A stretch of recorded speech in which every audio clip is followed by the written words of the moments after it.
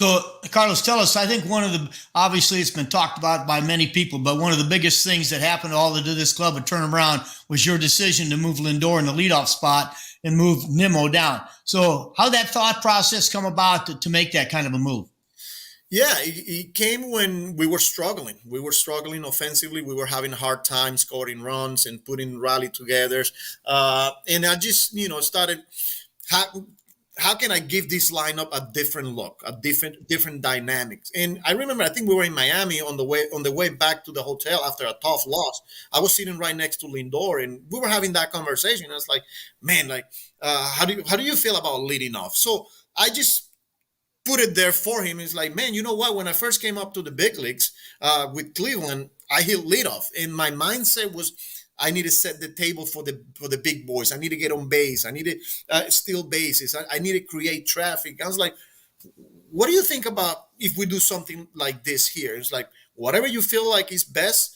Uh, for the team, I'm open. The one thing he asked in all of them since the beginning, you always want some type of consistency. And in this case, his routine was going to be different because now, especially with the clock and all that, like you got to go out there a little earlier and prepare for that first at bat of the game. So routine was a little different, but he wanted a little bit of consistency. But not only I needed to talk to Lindor, there were some other players that I needed to be moving around. In this case, was Nimmo, who was the leadoff guy for the past couple of years, the on base machine, obviously.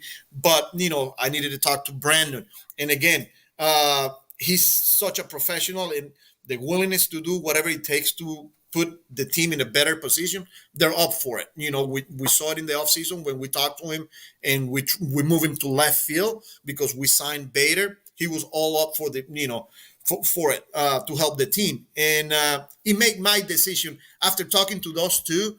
It was an easier decision. We went with it, and I'm glad it worked. Because Lindor, obviously, we knew, great player.